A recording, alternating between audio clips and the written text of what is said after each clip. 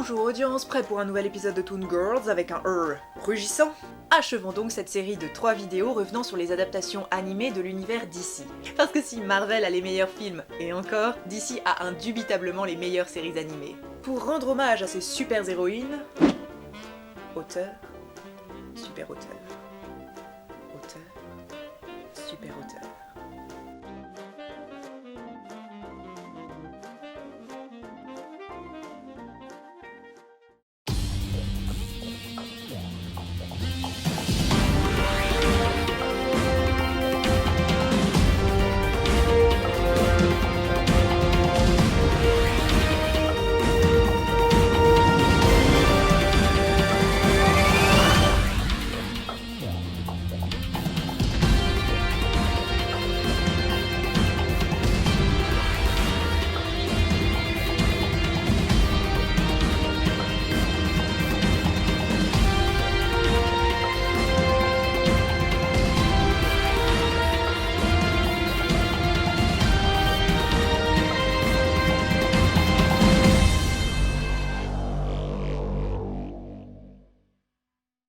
Young Justice, c'est une excellente série animée, qui a été annulée après 2 saisons parce que elle ne plaisait pas au public escompté.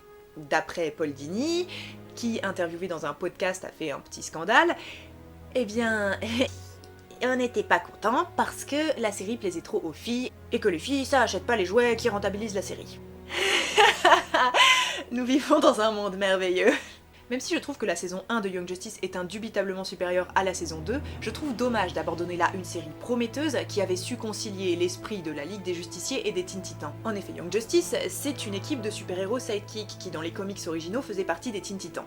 Mais là où la série animée Teen Titans créait son petit univers, finalement très indépendant de l'univers étendu d'ici dans son esprit et son ambiance, Young Justice, bien qu'elle ne s'inscrive pas dans la continuité de la série La Ligue des Justiciers, fait sans cesse des rappels à cette Ligue des Justiciers. Et de nombreux personnages de l'univers étendu d'ici apparaissent, méchants comme gentils, dans un réseau d'intrigues assez complexe. Si la saison 2 introduit de nombreuses nouvelles super-héroïnes, la saison 1 ne comportait que 2 personnages féminins dans son casting régulier.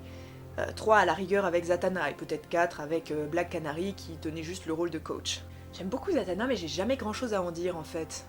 Elle apparaît dans Hellblazer et dans Batman. Je fais un cosplay d'elle. J'avais pas froid aux fesses. Les 2 héroïnes choisies pour faire partie de l'équipe Young Justice étaient relativement peu connues avant les débuts de la série animée. Artemis était originellement une méchante adulte faisant partie de l'Injustice League. Dans la série Artemis, c'est plutôt Arrowhead. Enfin, Arrowhead, c'est le nom dans le comics, c'est très moche comme nom, mais donc dans la série, il l'appelle Artemis. Son nom n'a d'ailleurs pas été choisi par rapport à son pouvoir, mais c'est quand même bien pratique parce que Artemis, c'est une déesse archère. Attention!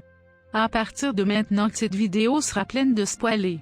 Si vous n'aimez pas ça, matez la série. Autre détail par rapport au personnage original du comics, ils ont repris sa filiation. Ses parents sont 2 super méchants. C'est ce détail qui fait le piquant du personnage. Artemis cache en effet son passé à ses partenaires, ce qui peut nuire à leur relation. Elle est loin d'être la seule à avoir un secret cependant. En effet, la leçon à tirer à la fin de la saison 1 de Young Justice, et dont les personnages auraient vraiment dû se rappeler en saison 2, ça aurait évité des drames et des atermoiements romantiques irritants, c'est qu'il faut être franc et faire confiance à ses partenaires. Ça évite un gros quiproquo, et ça fait franchement du bien de voir régler aussi simplement un problème qui a fait l'essence de tas de films avec l'intrigue du menteur révélé. Autre détail sur Artemis, c'est une métisse.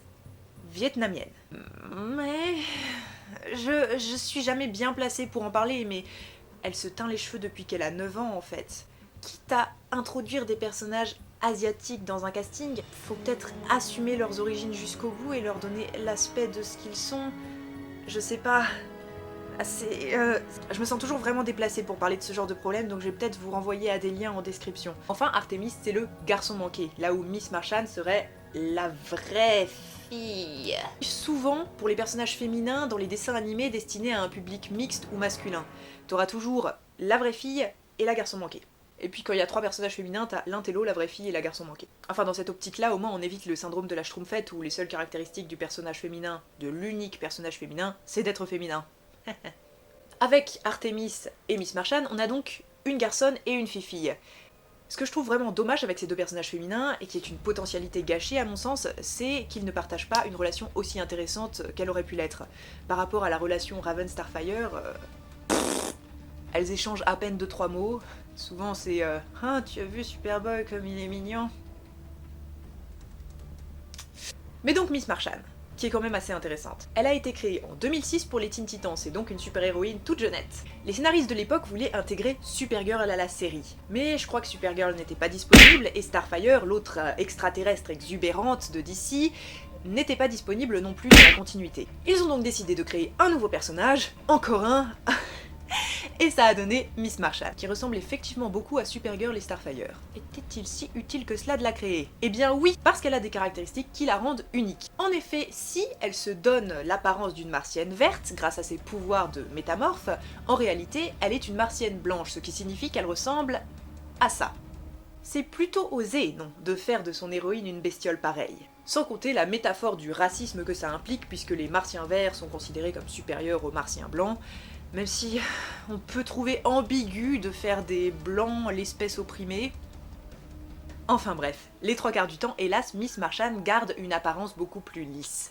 C'est expliqué parce que son aspect de martienne blanche la répugne. Elle aurait intégré, du fait de la domination des martiens verts sur les martiens blancs, le fait que son apparence n'est pas adéquate. Bon, il y a aussi le fait que quand elle est sur Terre, faut quand même qu'elle s'intègre parmi les humains, mais quand elle est en mission, elle garde quand même une apparence très humaine. Et ça, c'est parce qu'elle est complexe. Mais, donc, à la fin de la saison 1, elle révèle son secret, sa véritable apparence de martienne blanche, à toute l'équipe. Et on aurait pu s'attendre à ce qu'à partir de là, quand elle est en mission en tant que super-héroïne, elle garde son apparence de martienne blanche, surtout qu'elle a été très bien acceptée par ses camarades. Mais non, ce n'est pas assez vendeur.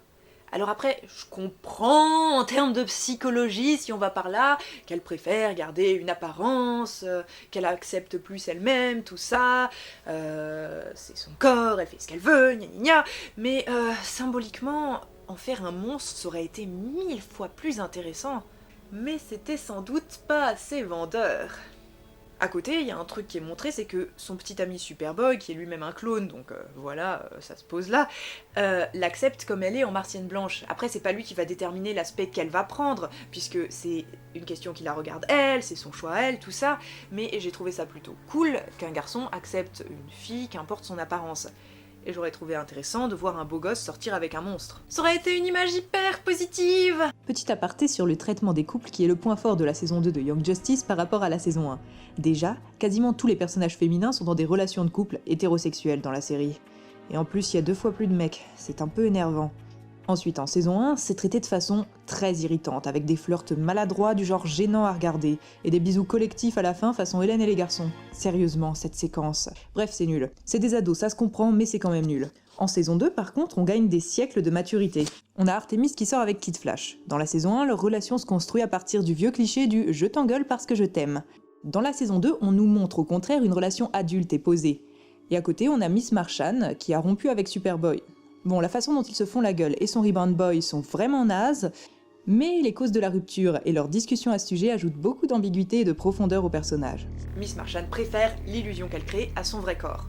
Et ouais, c'est son choix, mais... Oui, c'est très réaliste vu les attentes de la société envers les filles, qui sont avant tout jugées sur leur physique. Mais ça renvoie un message tellement détestable. Tu es une fille. Pas question d'être un peu chelou comme tous ces personnages masculins pourtant hyper charismatiques.